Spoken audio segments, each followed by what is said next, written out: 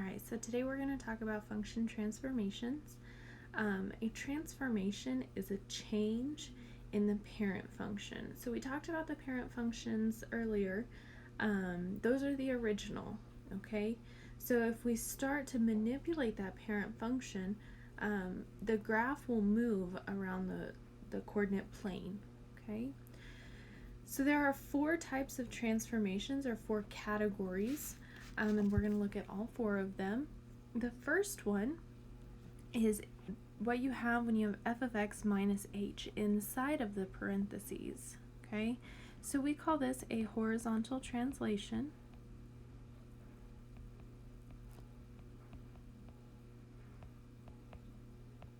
And that means that it moves left and right, okay?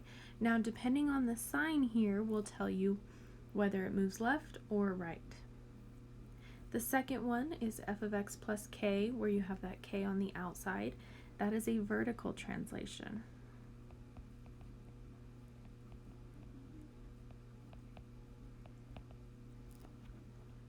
Okay, so that moves up or down. Number 3 is what happens whenever you have a number multiplying that function on the outside. This is a vertical stretch or compression.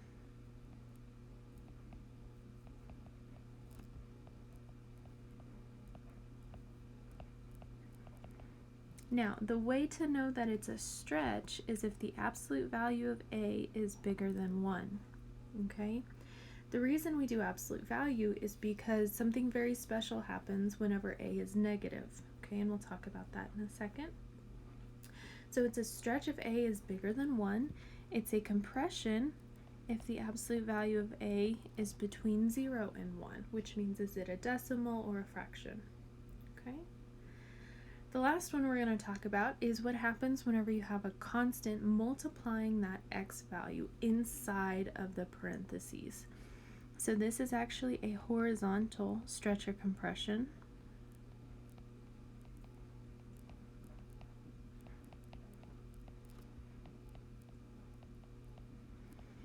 And this one is actually opposite of the vertical. So it's a stretch if the absolute value of k is between 0 and 1. And it's a compression if the absolute value of k is bigger than 1. Okay? So now that I've defined the four categories, I can actually fill in this table up above here. The first one is done for you. If you have f of x plus 4, that plus 4 on the outside, that's a vertical translation. So because it's positive, it moves up, okay? The second one, you have f of x minus 6, where the minus 6 is on the inside. That's a horizontal translation, okay? And down here on this table, these two categories are very important because they tell you whether it moves left or right. So if it's f of x plus a number, it's going to move left.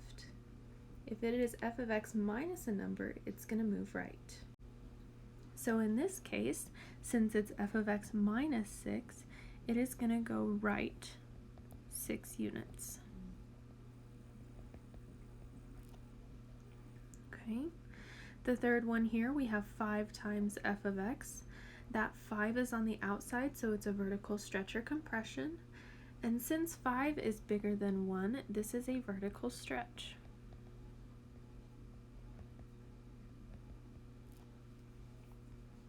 Okay, last but not least, you have f of 2x.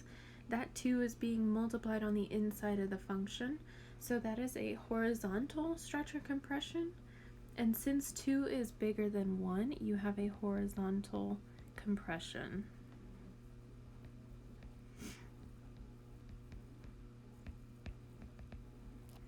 Okay, so this table down below at the bottom of your page is going to be very, very useful. So keep it handy. Next, I want to talk about the different types of parent functions. There's a lot, okay? And in Algebra 2, we are going to talk about almost all of these. The only one we aren't going to talk about is this greatest integer function. So you can kind of cross that one out, okay? In Algebra 1, you should have talked about 3 parent functions: the constant, the linear, and the quadratic. Okay, you may have talked a little bit about absolute value or the cubic, but that is mainly in Algebra 2. Okay, so we are actually going to discuss all of these functions. Okay, so think of these as different families of functions. You have your linear family, your absolute value family. Okay, now these equations down below, those are the parent functions. So if you think of these as a family, the original is the parent. Okay, that's without any transformations happening to it. So keep this table handy as well because it's going to help with naming functions. But let's look at this example. So describe the transformation for each function. So if you look at number 1 here, it's just f of x. Okay, there's no numbers being added on, there's nothing being multiplied. This is the parent function. Okay, it's the original. So it could be an exponential, it could be the cube root, but it is the parent, it is the original. If I look at number 2, I have f of x minus 2. Now if you look at that table on the other page, you will see that if it's minus inside the parentheses, that you move right 2 units. Number 3, f of x plus 4, where the 4 is on the outside. That is a vertical translation, and so you are going to move up 4 units. Okay. Number 4, f of x plus 3 inside the parentheses. Again, look at that table. If it's plus on the inside, that means that you move left 3. Okay, number 5 is a little tricky. There are 2 transformations happening. So first thing I want to look at is I want to look at the 4, just the 4. Since it's being multiplied on the outside, that is a vertical stretch or compression. And since 4 is bigger than 1, it's a vertical stretch. Okay, so the negative, that's something special. So if you look on the table beforehand, if you have a negative on the outside of your function, that is a reflection. And it's a reflection across the x-axis. Okay. Number 6, f of negative x. So now I have this negative inside of the parentheses. That's a very special one. That's a reflection across the y-axis.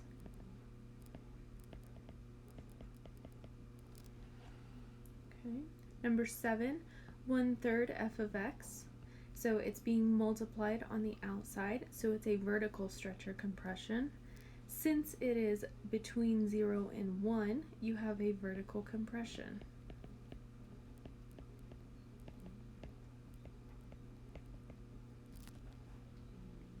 Number 8, f of 1/2 x. So that 1/2 is inside the parentheses, so it's a horizontal stretch or compression.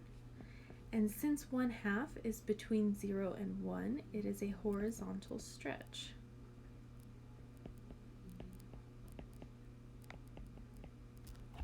Okay, so that's how you can identify some transformations.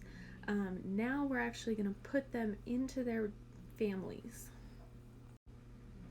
So let's look at example 2 here. We are going to name the type of function and then the transformation that is happening. Okay, so if I look at number 1, this is where that table on the previous page is going to come in handy. You see those absolute value bars. So this is an absolute value function. So that's the name of it. And since this minus 3 here is on the outside, that means that you're going to move down 3.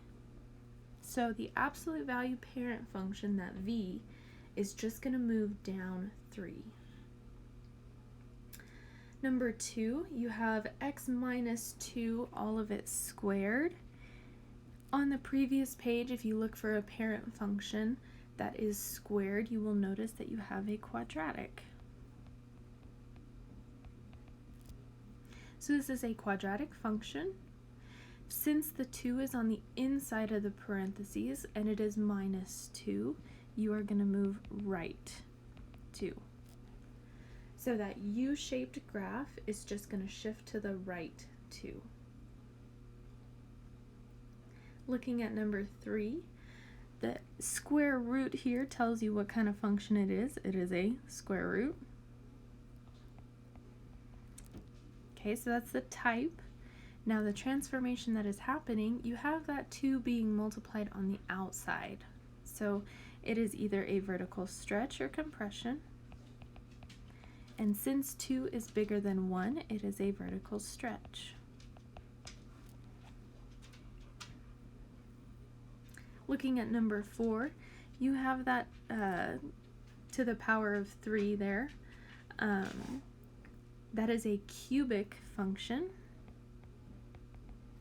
And the transformations that are happening here is a couple of them. So you have that plus 3 there. It's on the outside. There's no parentheses there, so you move up 3. And then you have that negative. Now that negative is actually on the outside. You don't see parentheses there including it with that x.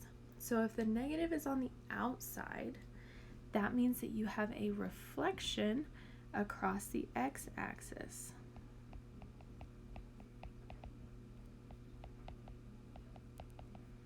Looking at number 5 there, the outside of that function, it is a cube root. And the transformation that is happening, notice how that negative is now on the inside of that cube root. So since it's on the inside, it is a reflection, but it's across the y-axis now.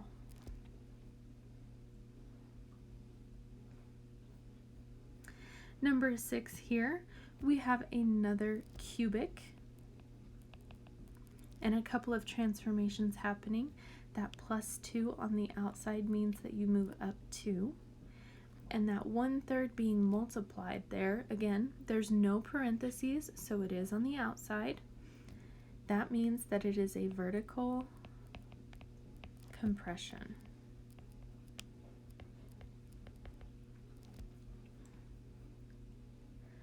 Number 7 there, that's a funny function. That's called an exponential.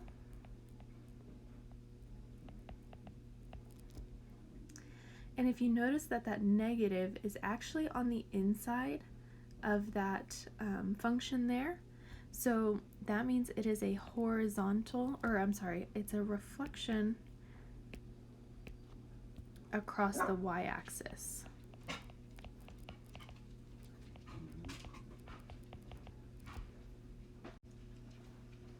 And last but not least, we're going to look at number 8. That one, I'm not sure why it's double there. There shouldn't be 2 of those, so we'll just get rid of that one. That is actually a natural log. Okay, so you have that negative on the outside there. That means it's a reflection across the x-axis. And the minus 3 inside the parentheses means that it moves right 3. So now we're actually going to graph some transformations of the parent functions. So I've drawn the parent functions of each graph here, and then I'm going to draw the transformation. So if you look at the first one, it is an absolute value, and based on the transformations that we did in the previous example, this function moves down 3. So what I'm going to do is I'm going to take that vertex where that dot is at 0, 0, and I'm going to move that down 3. So then no other transformations are happening. So everything looks the same. So I'm just going to sketch my graph there, and it's not going to be perfect. Okay, so that is the function transformation. If I look at number 2 down here, again, this is my quadratic. Based on the transformations that we did in the previous example. We said that this moves right 2. So I'm going to take this vertex here and I'm going to move it to the right 2. Nothing else changes, so everything else should look the same. It's going to look like a U, and that's your transformation. I'm going to be going out of order here, but looking at number 5, that is our cubic function, cube root, and based on the transformation, it was a reflection across the y-axis. So what I'm going to do is all of these values over here are actually going to get reflected this direction. Okay, so now I'm going to draw that function going that way. And then it comes down like that. Again, it's not perfect, but that's a rough sketch of the graph. So you've spun it around, basically, is what's happening there. Looking at number 6, we said that there was a vertical compression and that it moves up 2. So I'm going to move this vertex here up 2. And then to do the vertical compression, you are going to multiply your y values by 1/3. So on the parent function here, we have the 0.11. So the transformation, I'm going to multiply that y value by 1/3. So I get the coordinate point 1 and 1/3. Okay, but I have to shift that up 2.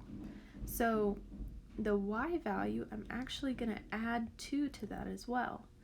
So then my new coordinate point is 1 and 2 and 1/3. So that coordinate point is going to be right there. Okay, because this is a symmetric function, I can do the same on the other side. So I have the coordinate point -1, -1. Multiply your y value by 1/3 and you get -1/3. 1/3. And then you have to add 2 to that. Okay, so if you add 2 to -1/3, you actually get 1 2/3. So it's the same as subtracting 1/3 from 2.